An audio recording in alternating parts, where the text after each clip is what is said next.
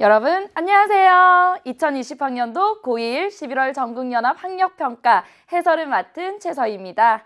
자, 정말 오랜만에 만나죠. 반갑습니다. 여러분 오늘 시험은 다들 잘 보고 오셨나요? 학교에서 학생들이 시험 보는 모습을 보는데 왠지 모르게 가슴이 뭉클하더라고요. 엊그제 만났는데 벌써 겨울이구나, 시간이 이렇게 빠르구나 라는 생각과 함께 여러분이 왠지 이번 시험을 1년의 마무리 단계야, 나의 성과를 보여줘야만 해 라는 그런 큰 의미를 부여하면서 부담감을 가지고 시험을 보는 그런 모습을 보니까 그렇게까지 큰 의미를 부여하지 않아도 괜찮아, 충분히 잘하고 있어 라고 말해주고 싶은 그런 마음이 들었습니다. 여러분은 어떻게 보셨나요? 네, 오늘 이 시험에 대해서 우리가 어떤 자세를 가져야 할까 고민을 좀 했어요. 어떤 말을 해주면 좋을까. 근데 제가 학창 시절에 아주 좋아했던 노래 가사가 떠오르더라고요. 쿨하게 가슴은 뜨겁게. 네, 여러분 바로 그겁니다. 우리 가슴 뜨겁게 문제 풀면 돼요. 진지하게 임하고 그 열심히 그 자세로 풀면 됩니다. 그러나 결과에 있어서는 쿨하게 냉정하게 담대하게 받아들일 필요가 있겠다. 그래서 절대 이번 시험이 여러분 수능 결과 아닙니다. 이번 시험은요, 내가 열심히 과정에서 열심히 해서 시험 잘 봤어. 그런데 결과를 봤더니 이런 부분이 부족했구나. 이런 유형이 새로 나왔구나. 이렇게 쿨하게 냉정하게 결과를 분석해 볼 필요가 있다는 겁니다. 준비되셨죠? 네, 좋아요. 이번 이 학력평가 해설 강의를 통해서요, 실전 문제는 이렇게 접근하는 거야. 전략과 함께 이 기출문제 속에 들어있는 핵심 개념까지 제가 함께 여러분과 함께 공부해 나가면서 도와드리도록 하겠습니다. 그러니까 절대 두려워하지 말고요. 긴장하지 말고 마음 편하게, 그러나 쿨하게, 우리 냉정하게 한번 봅시다. 출발하겠습니다. 자, 1번부터 3번 역시나 뭐였죠? 그렇죠. 화법과 작문에서 화법 문제가 항상 먼저 나왔고요. 그리고 첫 번째 묶음에서는 주로 발표나 강연과 같은 정보를 전달하는 말하기가 나왔습니다. 그러면 우리 3월, 6월, 9월 이 해설 강의를 통해서 많은 팁을 알려드렸는데 어때요? 안녕하세요 이렇게 바로 들어가나요? 아니죠. 문제가 뭐가 나왔지? 발문을 먼저 보자고 했습니다. 여러분 발문 1번 보니까 강연에 대한 설명? 이거 형식적인 문제야. 늘 1번에 나왔지. 2번 뭐야? 기억에서 디귿 자료를 활용한 방식을 물어봤네. 그래. 이 기억에서 디귿이 나오는 그 이후 부분을 좀 주목해서 꼼꼼하게 읽어야 되겠어. 이런 전략 세울 수 있겠죠. 그리고 3번 같은 경우는 뭐야, 이거 직접 내용을 바탕으로 적용해 보라는 문제구나. 그럼 다 읽고 풀어야 되겠지. 이 정도까지는 충분히 할 수가 있습니다. 그런 전략이 세워진 다음에 바로 읽어볼게요. 안녕하세요. 강연을 맡은 뿅뿅뿅입니다. 여러분 이런 거 꼼꼼하게 읽을 필요 없죠? 쭉 넘어가. 근데 보니까 처음 시작 부분에서 내가 이 발표를 어떤 주제로 할지 얘기해 줍니다. 주제가 나왔죠? 뭐예요?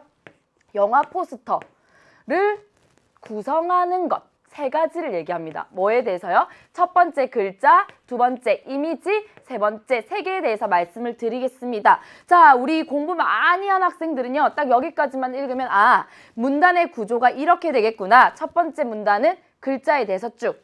자, 두 번째는 이미지에 대해서. 마지막은 뭐 색에 대해서 얘기하지 않을까라고 예측할 수 있겠죠. 예측만 잘해도 시간을 효율적으로 단축시킬 수가 있습니다, 여러분.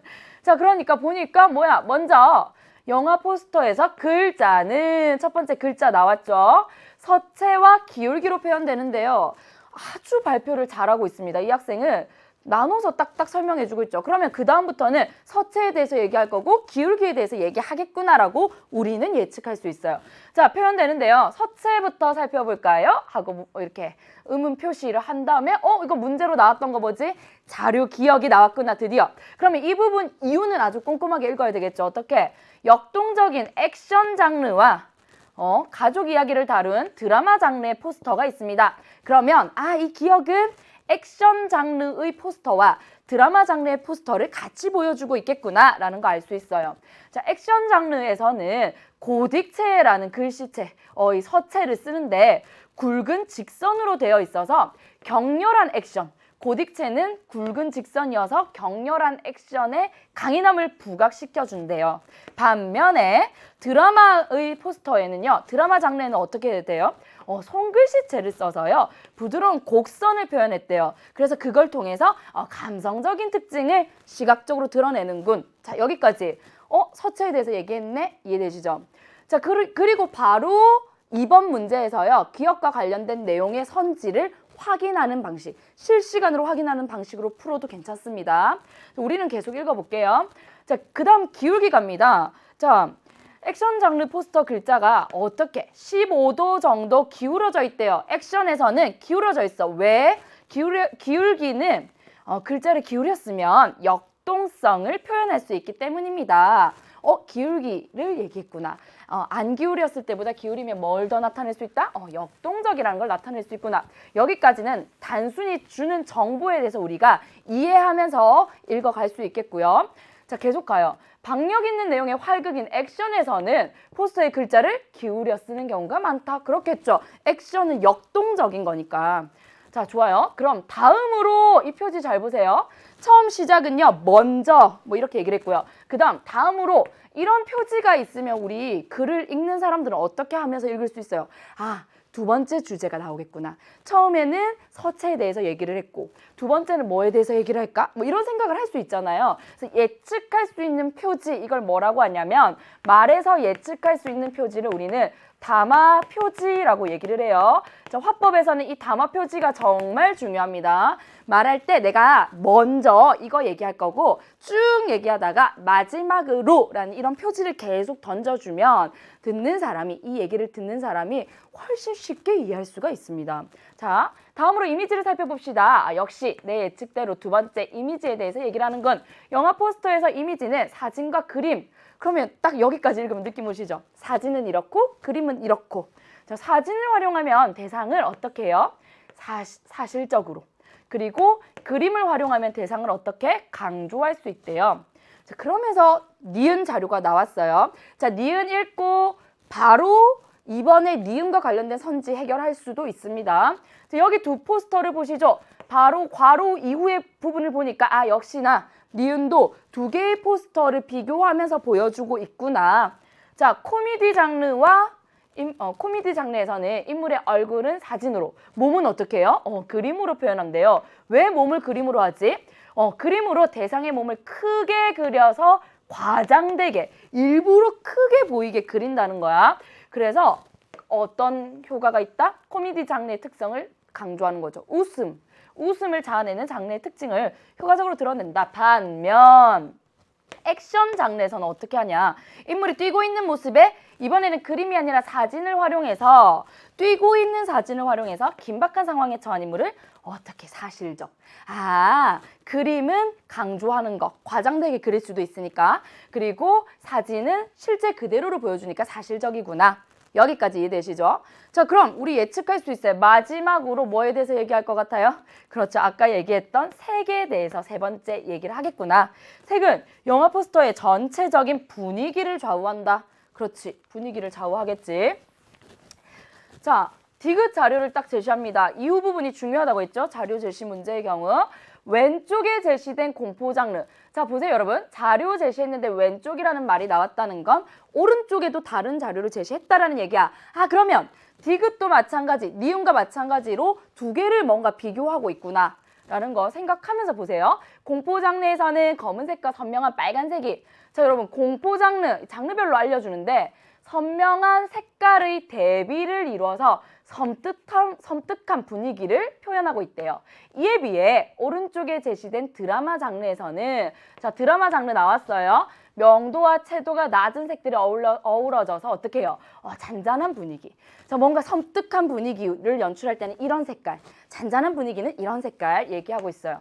자, 여기까지가 강연자가 준비한 내용이었죠. 그리고 나서 물어봅니다. 혹시 궁금한 점 있다면 질문해 주세요. 자, 이런 질문은요, 출제자의 입장에서는 의도적으로 넣은 장치죠. 의도적으로 넣었다는 말은 이거 활용해서 문제로 내가 100% 만들어낼 거다 이 말이에요. 그래서 이런 부분은 꼼꼼하게 읽어야 돼요. 자, 충분히 다 설명한 것 같은데 질문을 받았더니 어떤 청중이 질문을 했나 봐요. 공포 장르 포스터에 대해서 대답을 하는 거 보니 공포 장르에 대해서 좀 더 추가적인 내용을 물어봤구나 라는 거 예측할 수 있겠죠. 자, 디자인 요소에 대해 더 알고 싶은가 보군요. 자, 질문의 내용을 정리해주면서 공포 장르의 경우는요. 보는 사람들이 공포감을 느낄 수 있도록 만드는 게 중요하죠, 여러분. 실제로 여러분 공포 장르 좋아하시나요? 저는 무서운 거 잘 못 보는데요. 어쨌든 포스터만 봐도 너무 무섭지 않나요? 바로 그겁니다. 글자의 서체, 글씨체는요. 불안감을 조성할 수 있도록 획의 끝이 뾰족, 그런 명조체를 사용하고요. 그리고 어떤 서체를 하더라도요.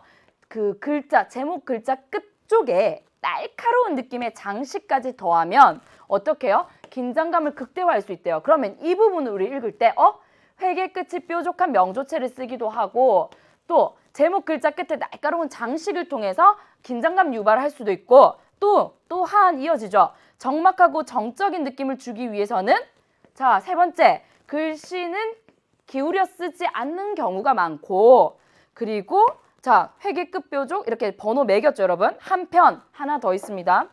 이미지는 영화 내용과 관련된 사진을 주로 사용하는데 그렇지. 영화 내용과 관련된 사진은 사진인데 어떤 사진이냐면 클로즈업한 사진. 시선을 집중을 유도하는 사진이구나. 이렇게 4번, 동그라미 4번까지 만들었죠. 그럼 문제를 많이 푼 우리 친구들 같은 경우는요. 4번까지 나왔네? 이거 선지가 5개인데 4개 정도는 하나씩 해결이 되겠구나. 여기까지도 생각이 미칩니다. 3월, 6월, 9월 열심히 우리 강의 열심히 잘 따라온 학생은요. 문제 유형 혹은 문제 출제 원리 이런 것들을 어느 정도 체득할 수 있었을 거라고 믿고요. 한번 가볼게요. 자, 바로 1번 갑니다. 자, 위 강연에 대한 설명, 일반적인 유형의 문제예요. 자, 자료의 출처를 언급하여 항상 선지는 끊어라. 모든 걸 다 끊어라. 자, 자료의 출처 언급한 부분 나왔나? 없었어요. 자, 끊어서야 앞과 뒤를 다 확인해야 되는데 이미 앞에서 틀렸어. 자, 그리고 개인적인 일화를 소개하여 자, 여러분 개인적인 일화가 되려면요. 제가 엊그제 영화관에 갔는데요. 또는 제가 엊그제 이러이러한 이유로 영화 포스터를 봤는데요. 뭐 이런 일화가 나와야 되죠. 일화 없었습니다. 그냥 나 오늘 이 주제에 대해서 얘기할 거고 그 주제 1번, 2번, 3번. 먼저, 다음으로, 뭐 이렇게 마지막으로 이런 표현이 나왔잖아. 그래서 3번, 담화 표지 썼죠. 자, 담화 표지를 사용하면 어떤 효과가 있냐? 청중의 이해를 도울 수 있죠. 왜냐? 청중이 그 담화 표지를 따라가면서 들으면서 지금 마지막 마무리하는 내용이구나 와 같이 예측할 수 있거든. 그래서 적절한 거 답 3번이죠. 강연 소재를 친숙한 대상에 빗대어 표현했냐? 여러분 친숙한 대상에 빗대어 표현한 거 예를 들면 여러분 우리 어떤 옷을 입느냐에 따라서 똑같은 사람도 느낌이 달라지죠. 그것과 마찬가지로 영화 포스터도 어떤 서체를 활용하느냐에 따라서 분위기가 달라집니다. 이런 식으로 우리가 좀 아는 친숙한 대상에 빗대서 내가 말하고자 하는 영화 포스터에 대해서 포스터의 여러 요소들에 대해서 설명하고 있냐? 없었습니다. 그쵸? 최근의 경향을 분석하여 앞부분 보세요. 최근에 이렇게 하는 추세입니다. 이런 표현이 있었어요. 영화 포스터 이런 게 대세예요. 최근에 경향 전혀 언급 없었죠. 답 간단하게 3번 나왔어요. 자, 2번 이런 문제 여러분 많이 어려워하는데요. 사실 그때그때 해결하는 것이 시간적으로는 제일 효율적으로 시간을 활용하는 방법입니다. 자, 기억 부분 읽었더니 우리 뭘 할 수 있었냐? 그렇지, 기억 부분에서는 액션 장르와 드라마 장르를 계속 비교하는 부분이 있었죠. 그래서 보니까 장르별 액션 드라마 포스터에 사용된 서체 얘기했죠. 그리고 그 서체에 따라서 어떤 효과가 있는지 얘기했어. 어떤 효과가 있는지 얘기했어요. 맞지? 자, 효과 발음 주의해야 돼요. 효과. 자, 2번 포스터에 사용된 글자의 기울기. 자, 서체와 기울기에 대해서 얘기했었죠. 어떻게 해요? 15도 정도 기울였더니 역동성을 표현했다. 이런 표현 우리 확인했었습니다. 그래서 특정 장르의 역동성 이런 걸 얘기했었어. 그래서 이것도 맞아. 오케이. 자, 니은. 장르별로 이것도 여러분 니은 부분도요. 2개의 자료를 서로 다른 장르를 보여주고 있구나라는 거 알 수 있었어요. 코미디와 액션 얘기했었죠. 포스터에 사용된 인물 사진의 특징, 코미디 어떻게 했어? 얼굴은 사진을 사용했고요. 몸은 과장되게 그림으로 서로 다르게 나타나는 것. 그렇지. 인물의 정서. 그런데 여러분, 자, 여기까지 보세요. 자, 코미디 장르에서는 사진과 그림을 같이 활용했었고요. 액션 장르에서는 막 빠르게 뛰고 있는, 열심히 뛰고 있는 모습을 사진으로 제시해서 사실성을 부각했다라고까지 나와 있었어요. 니은 부분이. 그런데 보니까 장르별로 사용된 인물의 사진 특징 맞죠? 그리고 서로 다르게, 장르별로 서로 다르게 사용됐다라는 것까지 맞아. 여기까진 맞아. 그런데 그걸 통해서 인물의 정서, 특정 인물의 감정에 대해서 얘기했습니까? 이 부분이 아니라는 거예요. 그래서 그걸 통해서 뭘 얘기했냐? 그냥 그 장르의 특성을 강조하는데 이런 사진이 혹은 이런 그림이 활용됐다라는 얘기지 인물의 감정에 대해서 얘기하고 있는 건 아니다. 그래서 답은 3번입니다. 자, 니은 포스터에 사용된 그림의 표현 방법 어떻게 표현했냐? 크게 일부러 과장되게 그렇게 표현 방법을 언급하면서 그림을 활용한 특정 장르의 특징, 코미디 장르의 특징, 웃음을 포인트로 둔다. 이렇게 얘기하면서 설명하고 있다. 충분히 가능하고요. 자, 디귿 부분을 보니까 여기서도요. 오른쪽에서는 왼쪽 자료는 이런 표현들 나왔죠. 그래서 두 개를 비교하고 있는데 서로 다른 장르별로 포스터의 색이 사용된 방식과 그에 따라 연출되는 분위기에 대해서 언급하고 있죠, 여러분. 공포 장르에서는 섬뜩한 분위기, 드라마 장르에서는 잔잔한 분위기 이런 표현들 찾을 수 있으면 크게 어렵지 않아요. 그래서 그때 바로 확인을 해서 답 3번 적절하지 않은 건 나왔습니다. 그래서 여기서도 알 수 있어요. 선지는 끊어서 읽어라. 그래서 앞부분이 맞더라도 뒷부분이 이렇게 틀려서 적절하지 않은 것이 될 수도 있겠구나. 어렵지 않아요? 자, 3번 같은 경우는요. 딱 그냥 우리가 본문 읽기 전에 바로 문제를 봤을 때 이거 포스터 초안이라고 돼 있고 적용하는 문제야. 그런데 다른 건 잘 모르겠고 영화 정보를 보니까 공포 영화야. 그럼 내가 이 글을 읽을 때 공포와 관련된 부분을 중심으로 정보를 찾아봐야 되겠어 라고 했는데 마지막 단락에서요, 우리 확인할 수 있었어. 청중의 질문을 받았죠? 그러면서 질문의 내용에 답변을 하는데 하나하나 번호를 매겨봤더니 몇 개가 나왔어요. 4개가 나왔습니다. 그리고 그 마지막 단락 말고 다른 부분에서 공포 장르와 관련된 얘기를 하는 부분을 찾아보세요. 그러면 이렇게 해서 총 5개의 정보가 만들어지고 그걸로 아마 선지가 구성되지 않을까라고 크게 이 문제를 볼 수 있는, 거시적으로 볼 수 있는 눈도 여러분 그런 힘도 키우셔야 됩니다. 자, 이 강연을 바탕으로 영화 동아리 학생이 A를 참고해서 B를 수정하려 한대요. 이 영화 정보를 참고해서 수정하려고 한대. 그럼 정보 우리 찾았지? 이거 공포 장르란 말이야. 자, 그때 제시한 의견으로 적절하지 않은 거 찾는 겁니다, 여러분. 가볼게요. 자, 포스터 초안 이렇게 있는데 까마귀인지 새 한 마리가 이렇게 앉아있네요.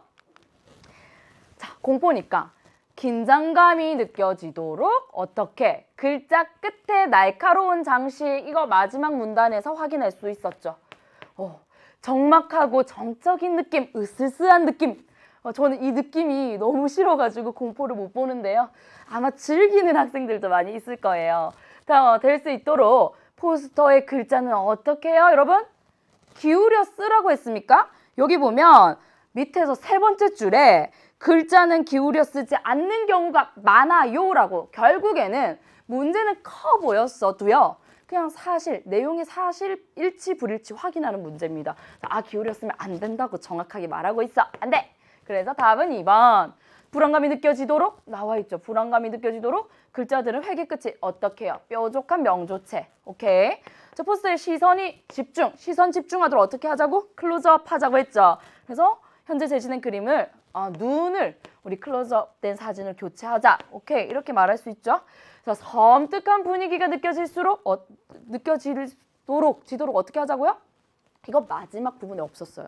그런데 위쪽에 보면은 이 공포 장르에 대해서 설명하는 부분에서 섬뜩한 분위기가 어떻게 하면 느껴질 수 있냐? 색깔, 색의 대비 빨간색으로 표현하자. 까마귀는 어떻게? 검은색으로 표현해서 서로 대비되게 하자. 충분히 내용으로 확인할 수 있는 부분입니다. 어렵지 않아요. 화법은요, 굉장히 평이한 수준의 문제였지만 유형은 아주 전형적인 유형으로 우리가 연습해 보기에는 좋은 문제였다. 이렇게 평가되네요. 자, 4번에서 7번은 우리 다 알고 있죠? 2번째 묶음은 뭐가 나오더라? 화법과 작문의 복합 문제다라고 나오지만 이 4문제 중에 2개는 결국에는 화법 문제였고요. 2개는 작문 문제였습니다. 그래서 실제로는요, 이렇게 풀면 좋아요. 가는 화법의 내용이 나옵니다. 막 대화를 할 거예요. 토의를 하고요. 나는 이 토의를 바탕으로 어떤 글을 쓰겠죠. 그러면 화법 문제인 4번, 5번은 여러분 가 읽고 뭐 해결한다거나 그러고요. 뭐 작문 문제는 나 부분을 읽고 해결하겠다. 이렇게 꼭 가나를 처음부터 끝까지 쭉 안 읽어도 충분히 가능하다는 겁니다. 문제 같이 읽어볼게요. 자, A와 B에 나타난 학생 3의 말하기 방식. 이건요. 문제가 어렵고 쉽고를 떠나서 무조건 별표 치셔야 됩니다. 다시는 이런 유형이 나왔을 때 시간을 많이 할애하지 않으리 또는 틀리지 않으리 이런 결심 꼭 하셔야 돼요. 왜냐하면 말하기 방식을 묻는 문제는요. 문학에서도 매년 자주 나오고 있는 그런 그런 어떤 유형의 문제고요. 화법에서도 빼놓지 않고 늘 나오는 그런 문제인데 꼭 이렇게 묶어줍니다. A와 B. 그러면 A도 봐야 될 것 같고 B도 봐야 될 것 같고 너무 막 머릿속이 복잡해져요. 이럴 때는요. A 부분이 나왔어. 그럼 거기서 바로 들어와서 A와 관련된 선지를 쭉 확인해서 날릴 것 날려야 돼요. 제거할 것 제거해야 됩니다. 그리고 남은 아이들 가지고 B 부분을 읽다가 B 부분이 나왔으면 또 해결하고 그렇게 가는 것이 가장 깔끔해요. 그래서 A, B를 동시에 적용하려고 하지 말아라. 이해되시죠? 자, 그리고 5번을 보면요. 기억을 대신할 수 있는 말로 가장 적절한 것은 돼 있는데 이거는 보기의 내용에서 핵심 요지를 딱 찾아요. 그래서 그 부분이 있냐 없냐 뭐 이런 것들 가지고 판단할 수 있고요. 문제 이따 풀 때 같이 볼게요. 6번 같은 경우는요. 이제 장문입니다. 내가 원래 이렇게 계획을 세웠는데 토의를 하다 보니까 이렇게 생각이 바뀌었어. 바뀐 내용을 이렇게 반영해야지 하고 나를 썼어요. 그러면 이 보기의 원래 계획과 바뀐 내용인 나를 비교하면서 어떤 지점이 왜 바뀌었는지에 대해서 여러분 물어보는 그런 문제인데 아마 6번 풀 때 많은 학생들이 답은 맞췄더라도 시간 정말 많이 들였을 것 같아요. 왜냐하면 선지를 하나만 볼게요. 1문단의 경우 이렇게 돼 있어요. 1번에 토끼의 긍정적인 면을 언급한 학생 3의 말을 참고해. 그러면 여기까지 딱 읽었을 때 학생 3이 정말 많은 말을 했는데 토끼의 긍정적인 면을 언급했나 안 했나 막 이것까지 여러분이 판단을 하셔야 된다는 거야. 그래서 이런 문제는 기본적으로 여러분 머릿속에 문제가 클수록 내용의 일치 불일치를 물어보는 경우가 많더라. 그래서 결국 하고자 하는 말과 다른 방향의 말을 선지로 표현하고 있는 건 없는지 그거 가장 먼저 찾아야 되고요. 두 번째는 학생 3이 토끼의 긍정적인 말을 했는지 또는 이번 선지를 빠르게 눈으로 봤을 때 용왕에 대한 학생 2의 평가, 학생 2가 용왕에 대해서 긍정적으로 평가했는지 부정적으로 평가했는지 이런 것들을 계속 판단하게끔 하는 문제가 나왔네. 그럼 내가 가지문을 읽을 때도 학생들이 말하기를 할 때 1은 토끼에 대해서 플러스 긍정적이야. 뭐 자라에 대해서 마이너스 부정적이야. 이런 것들을 내 나름대로 표시하면서 읽어야지. 이런 것도 하나의 전략이 될 수가 있어요. 이따 같이 해보고요. 7번 같은 경우는 정말 그때그때 풀어야 돼요. 이거는 그냥 고쳐쓰기거든요. 그러면 A 부분 밑줄 친 부분 읽고 바로 고쳐쓰기 선지 와서 이걸 대체시켜서 풀어봐야지. 대체시켜서 말이 되는지 안 되는지 봐야지. 그럼 이건 실시간으로 없어질 그런 문제가 됩니다. 같이 가볼까요? 자, 활동. 토끼전에 대해 이야기를 나누고 성차라는 글을 작성하라. 자, 머릿속에 성차라는 글 딱 하면요. 이거 뭔가의 경험이 나오고 그 경험에 대한 깨달음을 쓰는 글이 되겠군. 이런 구조 정도는 머릿속에 갖고 있어야 됩니다. 이따 장문에서도요. 건의하는 글쓰기가 나오는데 그때도 챙겨야 할 것들 몇 가지 알려드릴 거예요. 자, 경험, 깨달음. 됐죠? 자, 가봅시다. 학생 1이 이렇게 얘기합니다. 토끼전의 인물들에 대한 평가는 자, 학생 1, 학생 2, 학생 3이 나오네. 그런데 이렇게 말해요. 인물들에 대한 평가는 다양하다고 해. 그런데 나는 인물들의 평가가 어떻게 달라질 수 있는지 잘 모르겠어서 이 주제로 결국에는 토끼전에 나오는 인물들에 대해 평가를 해보자 우리가 이 얘기입니다.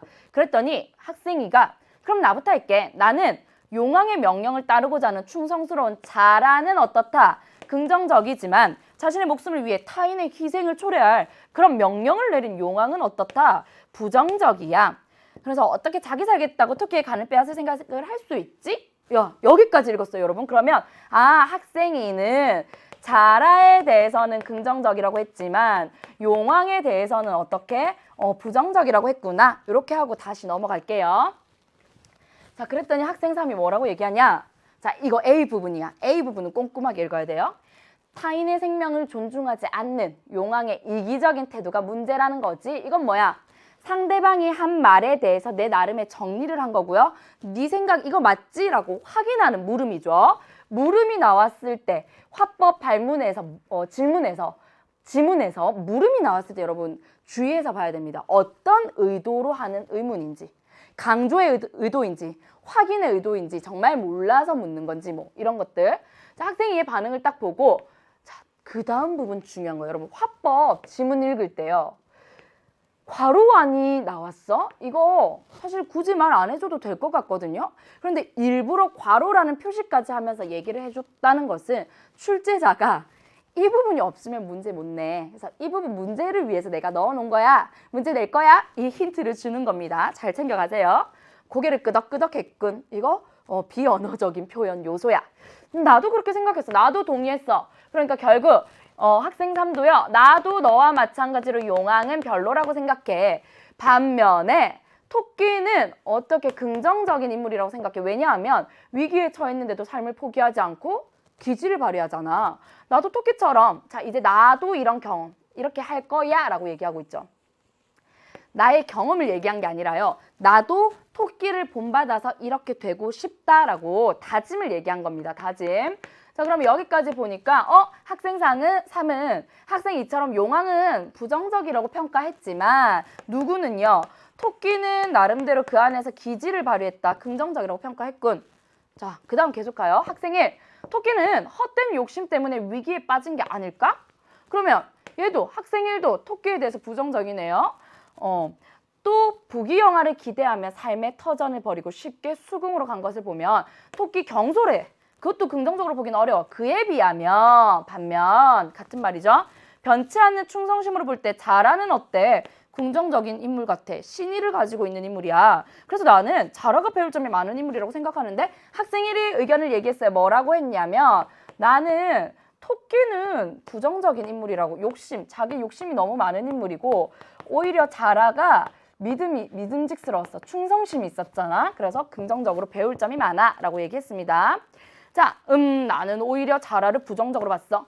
자, 학생 3 뭐라고요?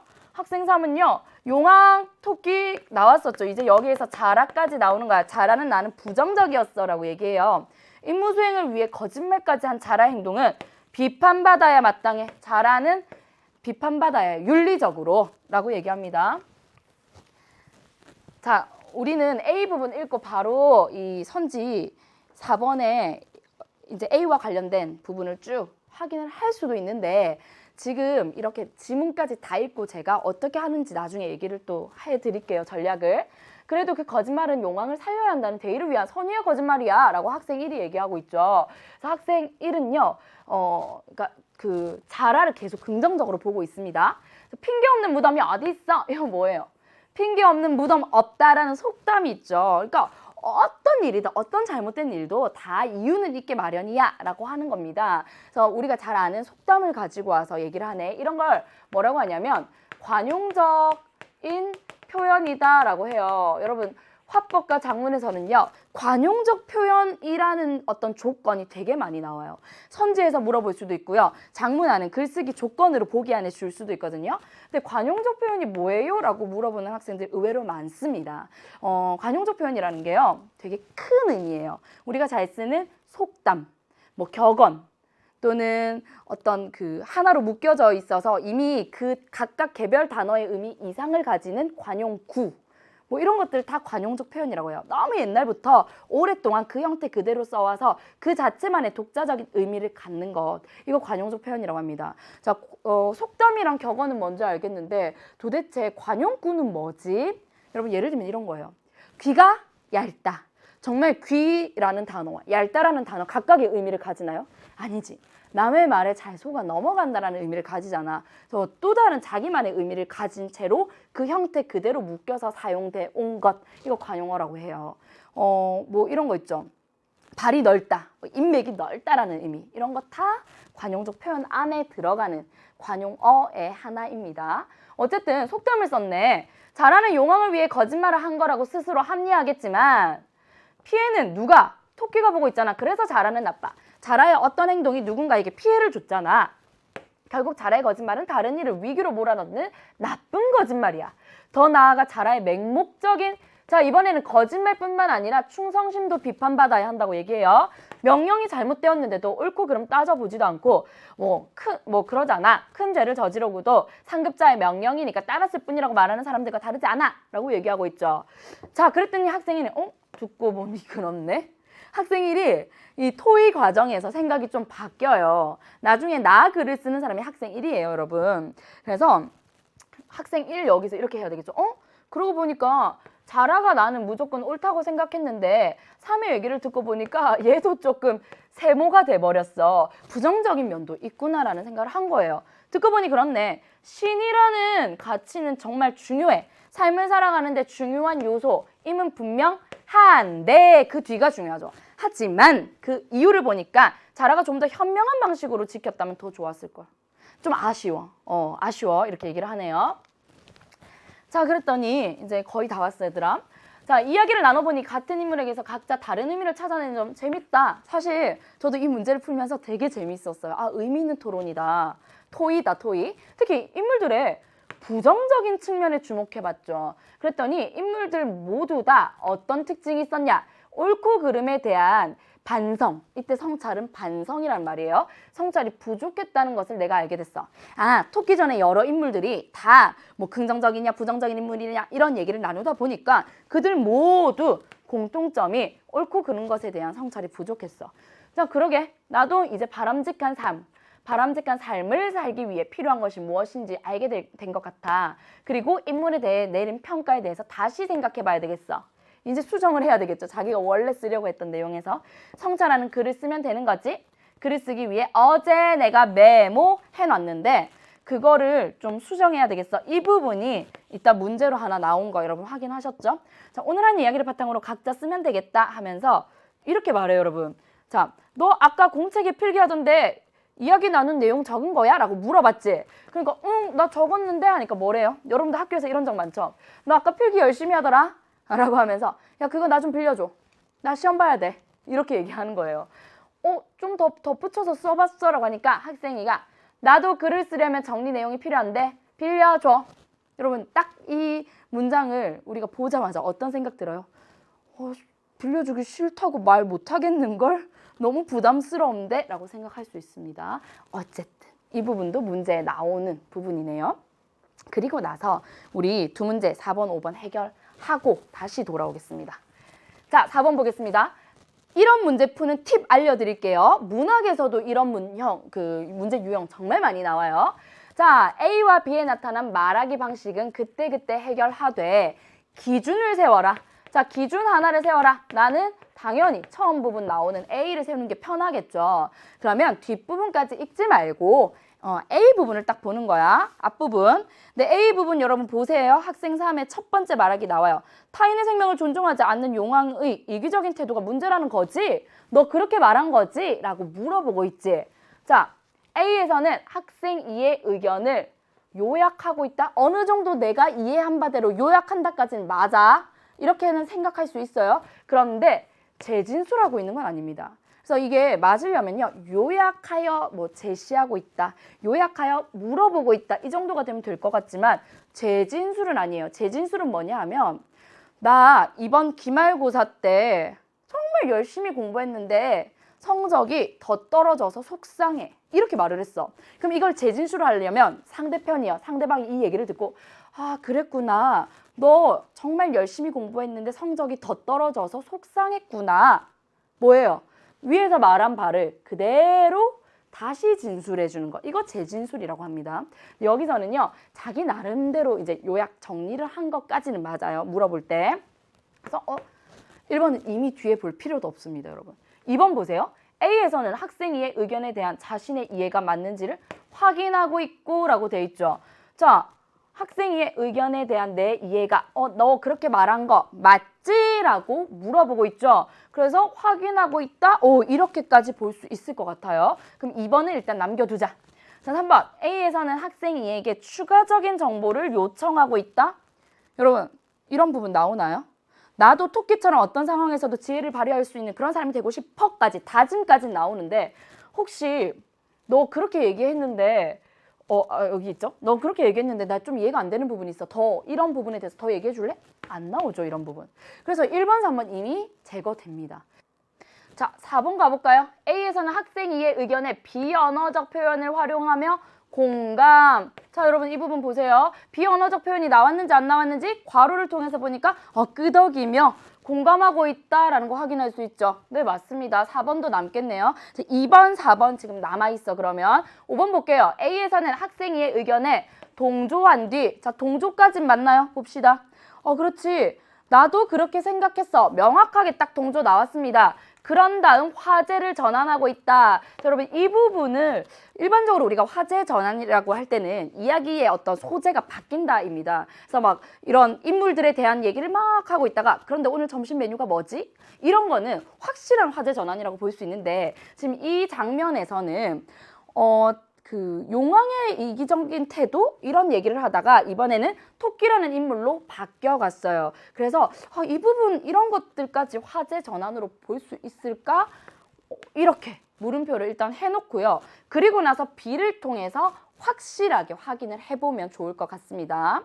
자, 여기서는 토의까지는 맞아. 우리가 인물에 대해서 토의를 할 거야. 이런 얘기로 막 대화를 나누고 있다는 측면에서는 전환은 아닙니다. 그런데 그 안에서 어떤 인물에 대해서 얘기하고 있는지 인물에 대한 대화가 바뀌고 있죠. 용왕에 대해서 얘기하다가 누구에 대해서, 그렇지, 토끼에 대해서 전환이 되고는 있어요. 그래서 큰 범위에서의 어떤 화제 전환은 아니지만 조금 모호하다 그랬을 때 뒷부분에서 확인을 해볼 수 있겠다. 그래서 우리는 2번, 4번, 5번 남겨놓고 B를 가보겠습니다. 자, B를 봤더니 어때요, 여러분? 핑계 없는 무덤 어디 있어? 속담을 가지고 상대의 말을 뭐 하고 있습니까? 반박하고 있는 거죠. 자, 2번에서 여러분 확인해 볼게요. 자, 남은 아이만 보겠습니다. B에서는 학생 1의 의견에 대해 근거를 들어서 반박하고 있다. 그렇지. 핑계 없는 무덤 어딨어? 라고 하면서 잘못됐다 라고 반박하고 있습니다. 답은 2번 딱 나왔어요. 그러면 4번, 5번도 확인해 볼게요. 자, 4번. B에서는 학생 1의 의견에 관용적인 표현 나왔죠, 여러분? 핑계 없는 무덤. 관용적인 표현 활용하고 있지만 동의합니까? 동의하지 않죠. 반박하려고 이 핑계 없는 무덤이라는 말을 가지고 온 거니까. 자, 그리고 5번 볼까요? 5번 B 부분을 우리가 이제 확실시 해야지. 학생 1의 의견을 수용하고 있다. 수용한 뒤 화제와 관련하여 현실적인 한계를 지적하고 있다. 이거 뭐예요, 여러분? 지금 이 B는요. 학생 2의 의견에 대해서 전체적으로 계속 핑계 없는 무덤이야. 나는 피해는 토끼가 다 보고 있어. 그래서 결국 자라의 거짓말은 나쁜 거짓말이야. 정말 상급자의 명령이니까 난 나쁜 짓 했어. 어쩔 수 없었어. 라고 하는 사람들과 다르지 않아. 라고 해요. 그래서 B에서는 계속해서 학생 1의 의견을 수용하지 않고 있어요. 반박하는 겁니다. 그래서 같은 맥락에서 5번은 확실히 답이 될 수가 없겠네요. 답은 2번 나왔습니다. 자, 이렇게 했고요. 다시 우리가 5번, 6번을 풀려면 이건 뭐다? 장문 문제네. 그러면 나 지문으로 가야 되겠죠. 여러분 나 보세요. 나 보세요. 자, 토끼 전에는 여러 인물이 등장하는데 이제 이 학생이 글을 쓴 거야. 이 토의를 한 다음에 이들을 통해 바람직한 삶에 대해서 내가 생각을 했어. 뭐였냐면 토끼가 보여준 지혜, 토끼의 긍정적인 면, 자라가 지키고자 한 신이 이런 것들에 대해서 얘기를 하면서 중요한 요소들이다. 그런데 자, 여러분 그런데 이유가 진짜 하고 싶은 말이죠. 신이랑 지혜도 맞는데 그것보다도 친구들과 대화를 통해 인물의 부정적인 면을 확인하면서 그들에게 뭐야? 옳고 그름에 대한 반성, 성찰이 결렬되어 있다, 여러분. 결렬이라는 건 뭐죠? 의견이 갈라섰다. 의견이 막 갈라서게 됐다. 이 말인데 성찰이 갈라섰다? 아니죠. 서로 다른 두 의견이 나와야 돼. 결렬이 되려면. 그래서 우리 막 회의가 결렬이 됐습니다. 뭐 이렇게 하잖아. 그래서 이거 7번 바로 가볼까요? 1번. 부적절한 어휘네. 결여되어 있다. 없다. 빠져 있다. 이 말로 바꿔야 되네. 맞아. 그럼 7번에 1번까지 실시간으로 확인했습니다. 자, 용왕은 자신이 살기 위해 타인의 목숨을 희생시키는 명령을 내렸는데 이는 타인의 목숨도 소중하다는 것을 깨닫는 성찰이 부족했어. 용왕도 성찰이 부족했어. 그러나가 맞는지 그 다음 부분을 보세요. 토끼는 부귀영화를 기대하며 어때요? 신중하게 판단하지 못하고 수긍으로 갔는데 이는 헛된 욕심과 경솔함을 스스로 경계해야 한다는 것. 역시나 토끼도 뭐야? 성찰이 부족했어. 그러면 앞부분과 뒷부분 다 성찰이 부족한 인물을 나란히 제시하고 있는 거예요. 같은 층위의 내용입니다. 그렇기 때문에 그러나가 아니라 여러분 어떻게 돼야 돼? 그리고 또한 이렇게 돼야 되겠죠. 7번에 2번 바로 넘어와 보세요. 문장의 연결이 자연스럽지 않지. 그렇지. 그래서 그리고로 결국 같은 층의 얘기를 하고 있으니까 그리고로 이어져야 돼. 오케이, 넘어가고요. 자, 마지막으로 잘하는 용왕에 대한 맹목적인 충성심으로 거짓말까지 했는데 이는 무비판적인 태도와 거짓말이 초래하는 부정적인 결과를 깨닫는 성찰이 역시나 뭐예요? 잘하도 성찰이 부족했어. 각 인물들의 성찰 부족함을 얘기했어. 그러면서 이렇게 얘기하죠. 바람직한 삶을 살기 위해서는 성찰하는 태도가 중요하다. 난 이렇게 생각해. 성찰하는 태도가 중요해. 그런데 나 역시 토끼 전의 인물들처럼 옳고 그름에 대한 성찰을 하지 못하고 행동한 적이 있다. 지난번 피구대회, 이건 뭐죠? 나의 경험에 대해서 얘기를 해주고 있는 거야. 피구대회 때 이기고 싶은 마음에 반칙하고도 말하지 않았다. 여러분 이런 경험 있으신가요 혹시? 네. 그리고 내가 제일 좋아하는 종목은 축구다.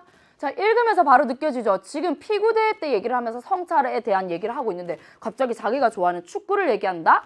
또 이상해. 빠져야 될 것 같은데 하고 7번에 3번을 보니까 그래, 흐름을 저해한다. 이걸 통일성을 저해한다라고 해요. 주제에 맞지 않는 내용이 들어있으므로 삭제한다. 맞는 말이죠. 맞아.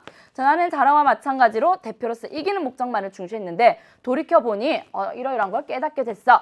만약에 내가 좀 더 일찍 성찰을 할 수 있었기 때문이라는 건 원인 결과를 묶어줄 때 얘기하는 건데 여기서 만약이라는 뭐예요? 가정이 나왔습니다, 여러분. 가정. 그렇기 때문에 만약 뭐뭐 했다면 이런 표현이 나와야 되겠죠. 그래서 D 부분 이상한데 하고 7번에 4번 보세요, 여러분. 문장의 호응 관계가 부적절하므로 있었다면 자, 만약 내가 좀 더 일찍 성찰할 수 있었다면 이게 훨씬 자연스럽죠. 가정법이니까. 자, 나의 거짓된 행동으로 다른 반이 피해를 입지는 않았을 텐데. 않았을 것이다. 그래서 7번은요. 자연스럽게 1번부터 4번까지 다 맞네. 답은 5번이네. 이렇게 되는데 확인해 볼게요. 나는 토끼 전의 인물들을 통해서 옳고 그름에 대한 성찰이 필요하다는 것을 깨닫고 나의 삶을 되돌아볼 수 있었다. 자연스러운데요? 뭐가 문제지? 하고 5번을 보세요. 7번에 5번. 서술어가 부서어를 요구하므로 나의 삶으로 바꿔보세요. 깨닫고 나의 삶에 되돌아볼 수 있었다. 더 어색해집니다. 무엇을 되돌아볼 수 있었는지 목적어가 필요하니까 이거 답 5번이 지금 적절하지 않은 선지구나 라는 거 알 수 있어요. 그럼 우리 몇 번 남았어요? 5번, 6번 이렇게 남았죠? 한번 확인해 볼게요. 자, 5번 보세요. 기억을 대신할 수 있는 말로 가장 적절한 건데 우리 아까 5번을 안 풀고 바로 넘어왔네요, 여러분. 자, 5번 지금 볼게요. 가의 제일 마지막 보니까 좀 빌려줘. 네가 필기한 거 좀 빌려줘 라고 얘기해요. 대화를 원활하게 진행하기 위해서는 어떻게 공손하게 말해야 되는데 그게 뭐지? 상대방에게 부담이 되는 표현을 줄여. 그리고 상대방에게 대한 칭찬은 높여. 그러면 부담이 되는 표현이 줄었는지 칭찬이 높아져 있는지 칭찬을 하고 있는지 이걸 찾아봐야 되겠군. 여기서 개념 하나만 추가로 알려드리면 상대방의 부담이 되는 표현을 줄일 때는요. 일반적으로 좀 돌려서 말하거나요. 아니면 좀 간접적으로 의문형으로 제시되는 경우가 많습니다. 예를 들어서 더워. 문 좀 열어. 이게 아니라요. 너무 덥지 않니? 네가 괜찮다면 문 열어도 될까? 이렇게 물어보는 거. 상대를 배려해 주는 거죠. 자, 그러면 상대방에겐 부담이 좀 덜어지는 거죠. 그럼 공책 좀 빌려줘. 이게 아니라 야, 너 괜찮으면 나 좀 빌려줄 수 있어? 이렇게 물어보는 게 맞겠죠. 그래서 우리는 선지를 볼 때 이게 있는지 그리고 칭찬이 있는지를 확인해야 되겠어. 자, 1번. 네가 공책을 다 보고 나서 시간이 괜찮다면 있을까? 이건 뭐예요? 부담 줄여주고 있죠. 자, 너는 정말 필기를 꼼꼼하게 이건 뭐예요? 칭찬하고 있죠. 그래서 답은 간단하게 1번 나옵니다. 그럼 나머지 선지들은요. 뭔가 칭찬이 없거나 또는 뭔가 상대에게 부담을 확실하게 주고 있습니다. 네가 불편하지 않다면 필기를 볼 수 있을까? 이것까지는 부담 줄였죠. 그런데 내가 동아리 활동 때문에 바빠서 지금 말곤 볼 시간이 없거든. 이건 뭐야? 상대에 대한 칭찬이 없는 거죠. 이런 식으로 보기에서 요구하는 조건들이 다 들어가 있는지 아닌지를 확인하면 어렵지 않게 해결할 수가 있습니다. 자, 우리 5번 선지 하나만 볼까요? 너는 평소에도 글쓰기를 참 잘하더라. 이건 뭐야? 칭찬까지는 했어요. 그런데 야, 너의 공책이 없으면 난 평가 망칠 거야. 이러면 상대 입장에서는 이렇게 강하게 나오면 이거 안 빌려주고 싶어도 못 빌려준다 말도 못하고 어떡하지? 왕부담을 가지게 됩니다. 그래서 이거 안 되죠. 좋아요. 마지막 6번 문제 가볼까요? 6번의 보기는요, 여러분. 이미 이 토의 이전에 계획했던 거예요. 그러니까 이 보기에서 나가 어떻게 바뀌었는지를 확인하면 되겠습니다. 자, 1문단 하면 나의 1문단을 보면 됩니다. 토끼의 긍정적인 면을 언급한 학생 3의 말을 참고해. 여기까지. 그러면 우리 학생 3이 토끼의 긍정적인 면을 언급했는지 확인을 해야 되겠죠. 그러나 우리는 이미 이런 전략을 세워서 학생 3은 토끼 플러스 이렇게 표시를 해놨죠. 내 나름대로. 그래서 긍정적인 면 언급했어. 그래서 나도 어떻게 자라와 마찬가지로 토끼도 바람직한 삶의 요소를 가지고 있다고 바꿔야 되겠어 하고 나의 내용을 보니까 이렇게 바꿨어요. 지금 여기서는 얘는 계획에서는요. 토끼 부정적 인물이라고 얘기했거든. 그러면 결국에는 선지 구성을 보니까 가에서 이런 말 했니? 학생들이 이런 말 했는지 확인해. 그리고 그걸 반영해서 나에서 이렇게 수정이 돼 있니? 이거 확인하면 돼요. 그렇게 풀 수 있겠죠. 그래서 1번 맞아. 2번 용왕에 대한 학생 2의 평가와 자라에 대한 학생 3의 평가를 활용해서 자, 그럼 여기까지 보세요, 여러분. 그럼 용왕에 대해서 학생 2가 어떻게 평가했지? 마이너스. 이거 뭐야? 뭔가 부정적이야 라고 평가를 했고요. 자라에 대해서 학생 3은 어떻게 평가를 했지? 이것도 부정적이야 라고 평가를 했어요. 그래서 토끼의 행동과 마찬가지로 용왕의 명령과 자라의 거짓말 모두 성찰이 부족하다고 지적하는 내용으로 수정해야 되겠어? 하고 이 문단을 봤더니 나와 있죠. 용왕은 이런 점, 토끼는 이런 점, 자라는 이런 점 때문에 모두 마지막 문장 성찰이 부족했기 때문이다. 이렇게 얘기하고 있죠. 그래서 이것도 맞는데? 이렇게 가면 돼요. 확인하면 됩니다. 선지 구조만 제대로 파악해도 어렵지 않죠. 자, 3문단. 자라의 충성심을 긍정적으로 평가한 학생 2의 말을 참고해. 여기까지 끊어서요. 학생 2가 아까 어떻게 했지? 자라 플러스 맞지? 긍정적으로 평가했어요. 그런데 오늘날 성찰하는 삶의 태도보다 뒷부분 보세요, 여러분. 신의를 지키는 삶의 태도가 더 중요하다? 이 내용이었어요. 신의를 지키는 것도 중요하지만 성찰하는 삶이 더 중요하다. 지금 성찰이 포인트였습니다. 그래서 이 문제는 결국에는 이 뒷부분이 너무 글의 주제에서 벗어나는 내용으로 오답이 만들어져 있어. 그래서 우리가 어떤 문제를 풀 때 정말 첫 번째로 생각해야 될 것, 글의 주제에서 벗어나는 말이 없는지. 그런 데서 의외로 답이 많이 나옵니다. 그래서 신의를 지키는 것이 더 중요하다는 얘기 안 했어요. 답은 3번입니다. 이해되시죠? 자, 4번 가볼까요? 자, 이렇게 글만 꼼꼼하게 잘 읽어도 답은 나와요. 자라의 거짓말이 토끼에게 피해를 끼쳤다는 학생 3의 말에 착안해. 우리 이거 확인할 수 있어요. 학생 3은 자라에 대해서 어떻게 부정적으로 얘기하면서 토끼에게 피해를 끼쳤잖아? 뭐 이런 얘기를 했어요. 친구와 다투었던 경험이 아니라 이 말은 뭐냐? 위에서 내가 뭐 할 거라고 했냐면 친구와 다투었던 경험을 얘기할 거야 라고 계획을 했었거든. 근데 실제 나에서는 이게 바뀌었죠. 수정됐어요. 뭘로요? 자라가 저지른 부정적 행동과 유사한 나의 행동 뭐였죠? 피구에서의 어떤 경험을 얘기했어. 그래서 그걸로 수정해야 되겠어? 충분히 가능하죠. 내용 일치불일치와 크게 다르지 않은 유형입니다. 자, 5번. 인물들은 공통적으로 성찰이 부족했다는 학생 2의 말에 착안해. 이런 부분이 있는지 확인할 수 있고요. 자, 자라와 같은 삶을 살겠다는 다짐이 아니라 이 학생 원래 4문단 계획을 보면요. 자라와 같은 삶을 살겠어. 그런데 토의하고 생각이 바뀌었어요. 어떤 삶을 살겠다고? 성찰하는 삶을 살겠다라고. 그래서 이거 맞아. 이렇게 수정 잘했어. 끝났어요. 어렵지 않죠? 자, 그 다음 넘어가도록 하겠습니다. 자, 7번 해결했고요. 8번은요. 장문 문제입니다, 여러분. 자, 장문 문제가 나왔을 때 이거 어떤 글을 쓰라고 하는 거지? 라는 걸 먼저 봐야 되는데 그냥 얼핏 문제를 보니까 장문 상황에서 건의한다라는 말이 있어요. 건의문이구나. 건의문의 일반적인 구조는 인사를 먼저 하고요. 뭐 해야 되겠어? 건의하는 내용 딱 얘기하고 왜 이 건의가 필요하냐면 문제 상황에 대해서 얘기합니다. 지금 이런 문제가 있어. 그런데 내 건의가 받아들여진다면 이 문제를 해결할 수 있지. 그리고 이런 플러스 알파의 이익이 있어. 기대되는 이익. 이렇게 얘기를 할 겁니다. 일반적으로 건의문이 나왔으면 우리 머릿속에 건의하는 내용이 뭐지? 이게 주제가 되겠고요. 그 내용을 통해서 현재 문제 상황을 어떻게 해결할 수 있는 건의 내용이지? 자, 그래서 어떤 식으로 해결한다는 거야. 그 건의가 수용되면 기대되는 효과, 이익은 뭐지? 그걸 찾아가면서 읽을 수 있어야 돼요. 자, 그리고 나서 문제를 빨리 볼게요. 자, 8번은요. 기역 디귿을 고려하여 나를 작성했다. 자, 이건 뭐야? 그럼 기역, 니은, 디귿 각각을 읽고 그때그때 확인하면서 풀어도 됩니다. 실시간으로. 그리고 9번 같은 문제는요. 여러분 덩치가 커요. 자료가 많거든. 그러면 이 자료 하나하나를 내가 어떻게 읽어내지? 부담스럽죠? 자료를 쉽게 읽는 방법 같이 연습해 보도록 하겠습니다. 그리고 10번 같은 경우는요. A에 들어갈 내용을 조건에 따라 작성. 조건에 따라 쓰는 글쓰기는요. 꼭 나옵니다. 근데 이 부분을 보니까 역시나 내용과 형식으로 나눠서 접근하면 되겠구나. 어떻게 푸는지 같이 가볼게요. 자, 지문 바로 갑니다.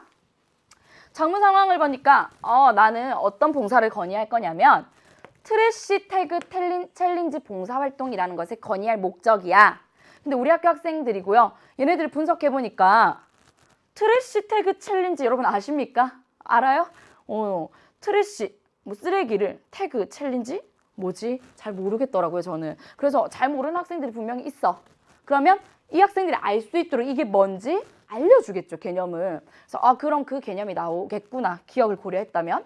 자, 그 다음 트래시 태그 챌린지가 무엇인지 알고 있더라도 우리 지역에 왜 이게 필요하지? 어떤 이익이 있지?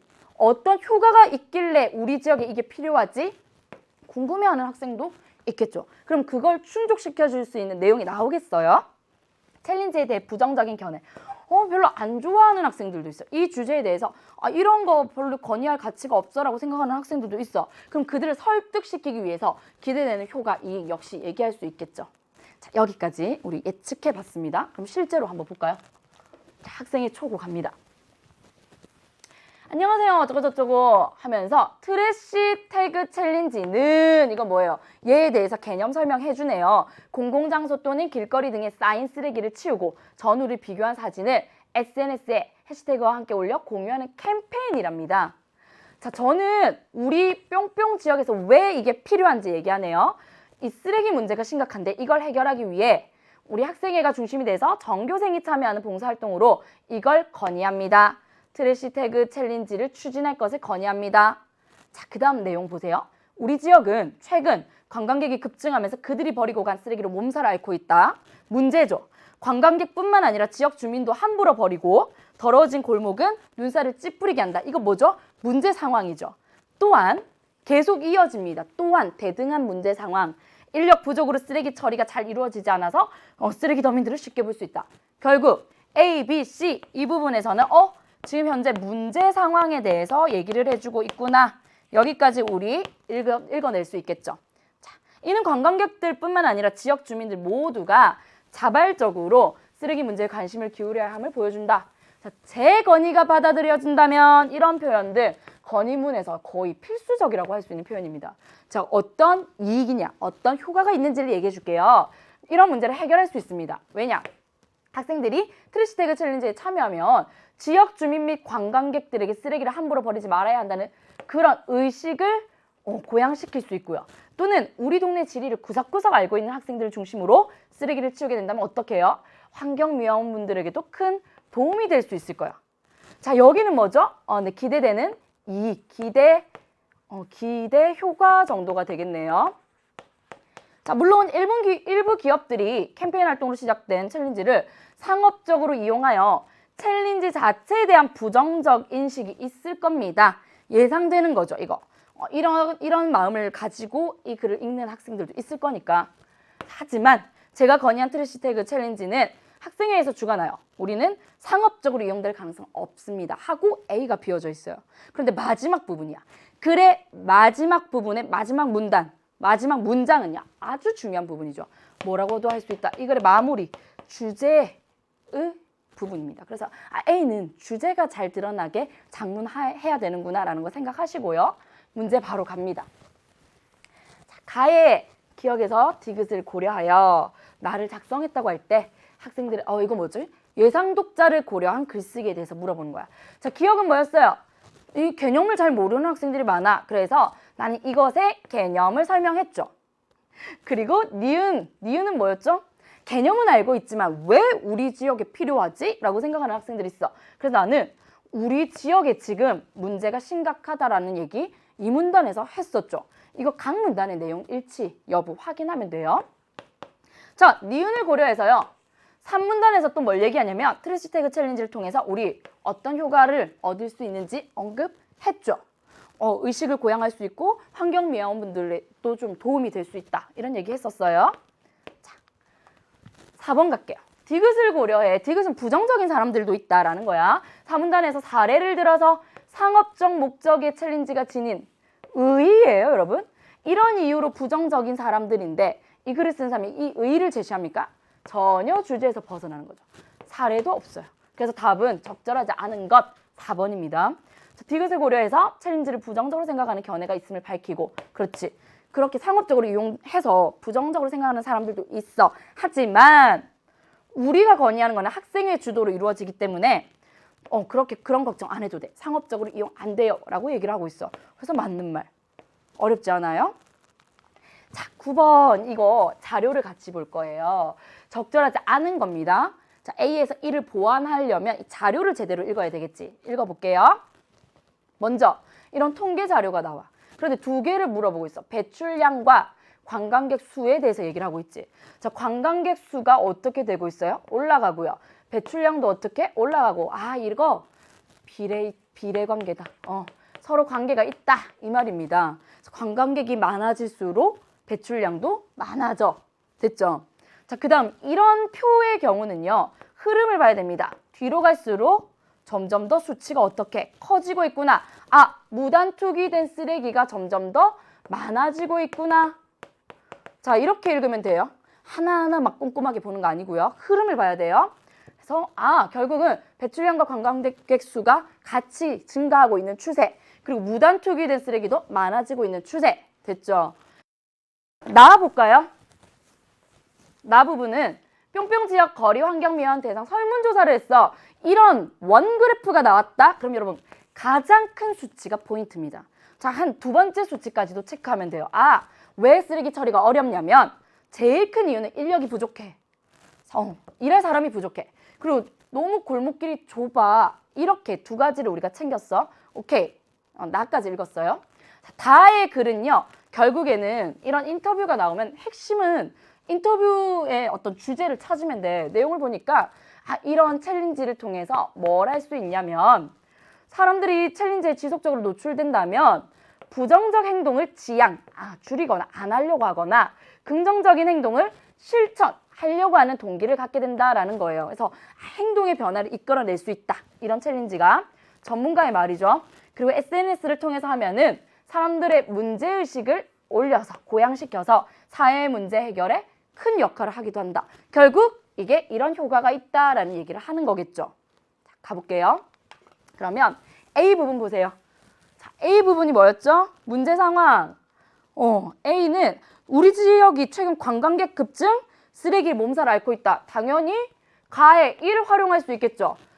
증가 추이와 쓰레기 배출량이 어떻게 비례한다라는 걸 수치로 보여줄 수 있겠군. 오케이. 자, B는요, 여러분. 관광객뿐만 아니라 지역 주민들도 쓰레기를 함부로 버린다라는 내용이에요. 그러면 이게 지금 얼마나 문제가 심각한 상황이냐면 이걸 드러내기 위해서 자, 이 관광객들을 얘기해주는 가1뿐만 아니라 가2, 우리 무단 투기되는 쓰레기 양도 해마다 증가하고 있어. 그래서 이거 그 두 개를 활용해서 무단 투기된 쓰레기도 같이 증가하고 있다는 내용 추가할 수 있겠죠.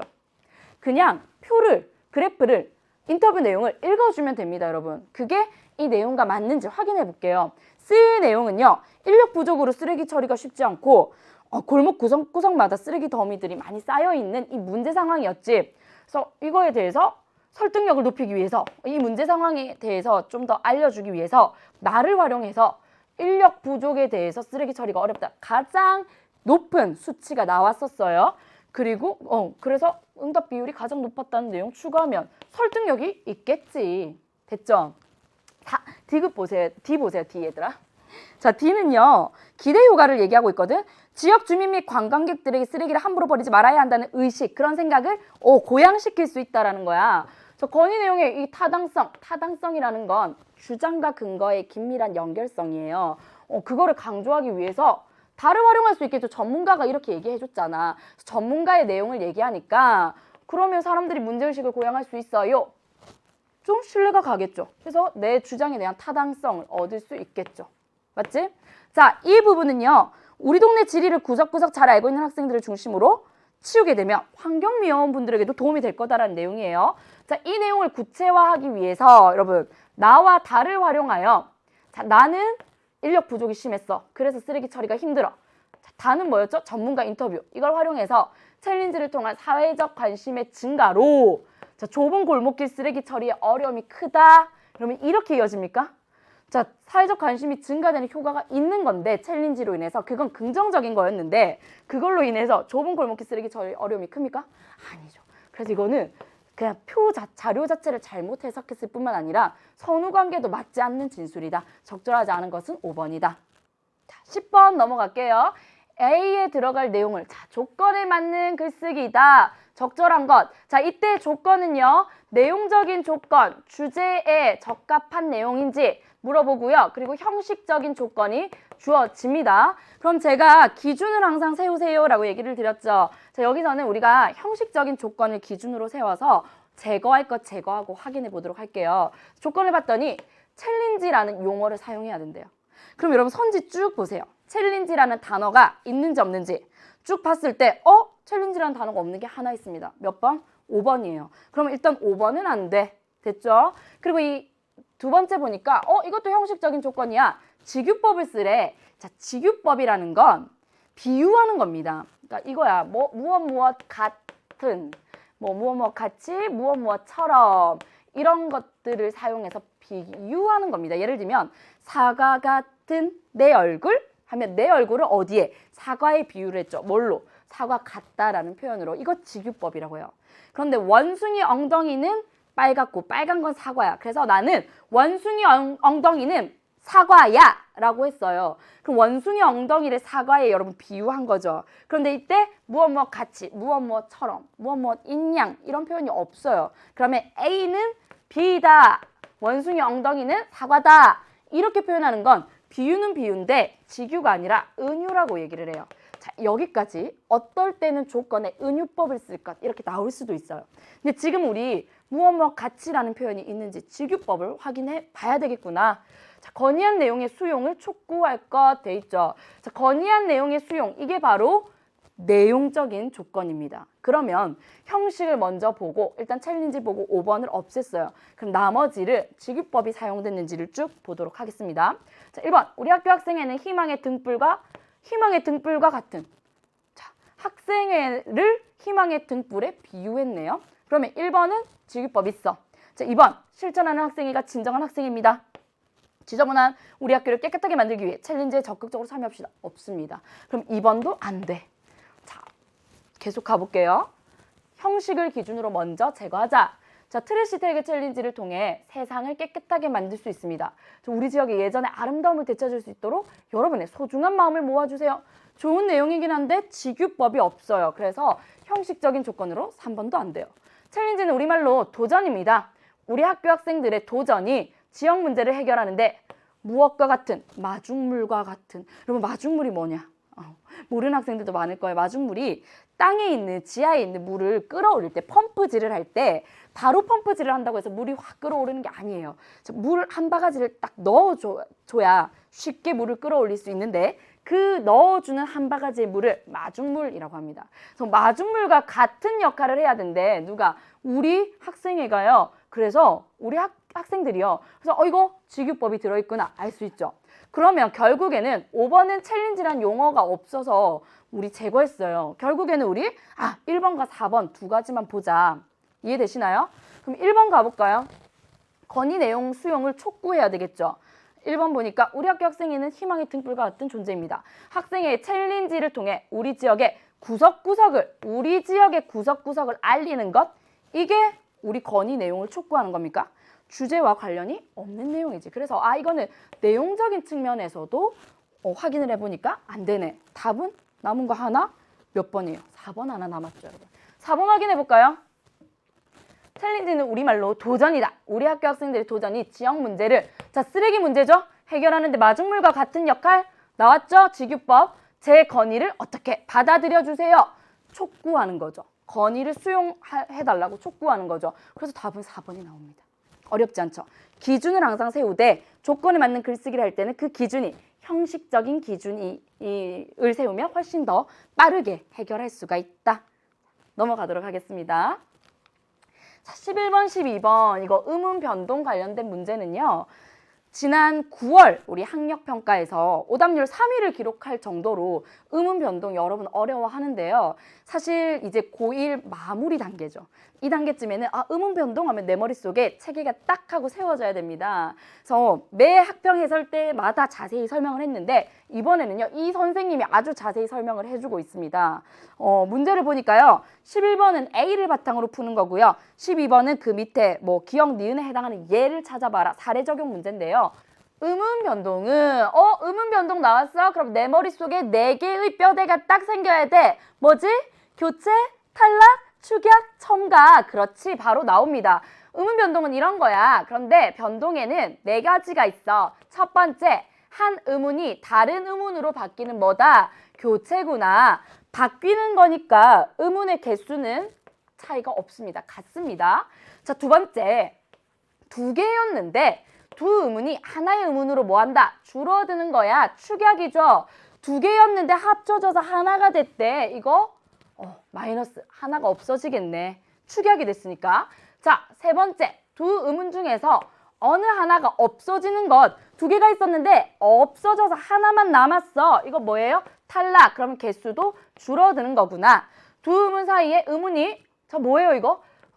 네 번째, 덧붙는 것. 덧붙는 것은 첨가예요. 없었는데 새로운 하나가 추가가 됐어. 플러스. 여기까지 이해되시나요? 여기까지 내가 원래 알고 있는 지식이었어. 예를 들어 주시네요. 자, 8 발음하니까 어떻게 돼요? 뒤에 있는 비읍이 없어져 버리네. 그러면 하나가 어떻게 돼? 줄어들었다. 이것은 탈락이다 라고 얘기할 수 있어요. 또한 솜이불이라고 쓰고 우리는 어떻게 읽어요? 솜니불로 읽어요. 없던 뭐가 생겼어? 니은이 추가됐죠. 그래서 이거를 우리는 첨가라고 얘기하고요. 의문의 개수가 늘어났다. 여기까지 개수 이해되시나요? 어렵지 않아요? 그러면 이거 보고 바로 11번 해결할 수 있겠죠. 우리는 그 밑에 대화까지 계속 보고 한꺼번에 풀어보도록 하겠습니다.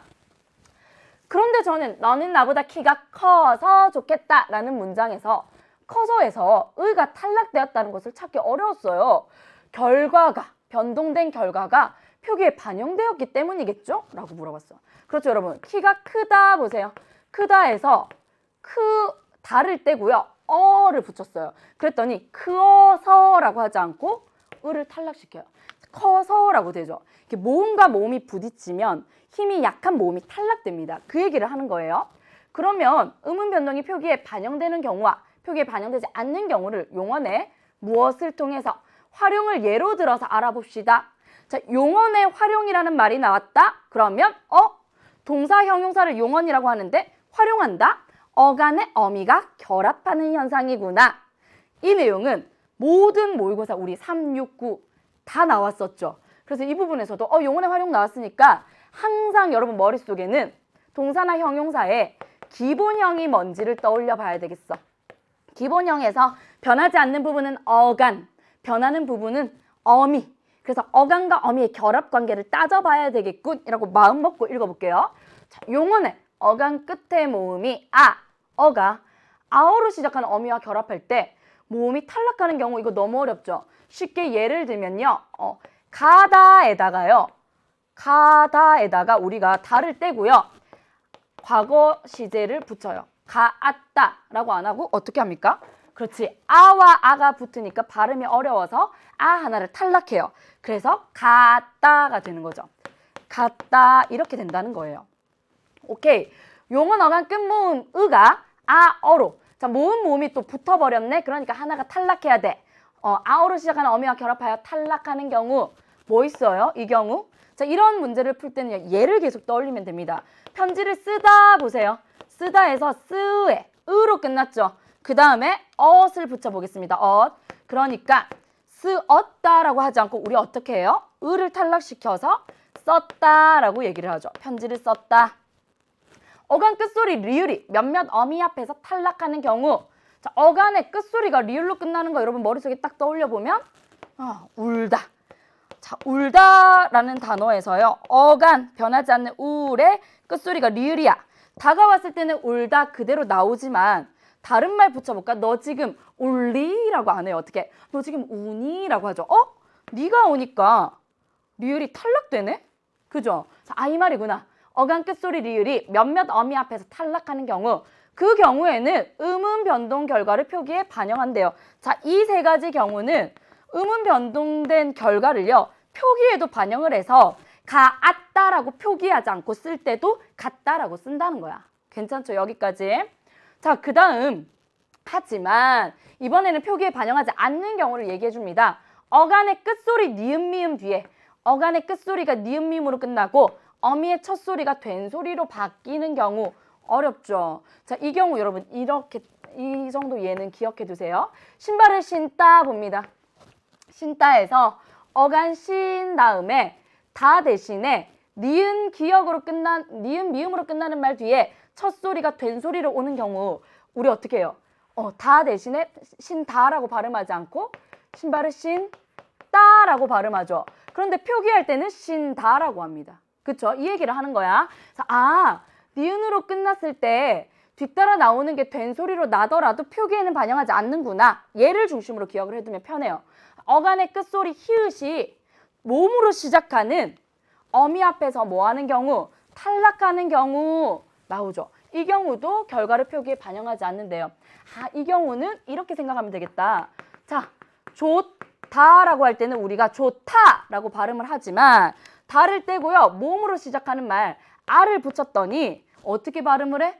조하라고 하지 않고 조아라고 하네.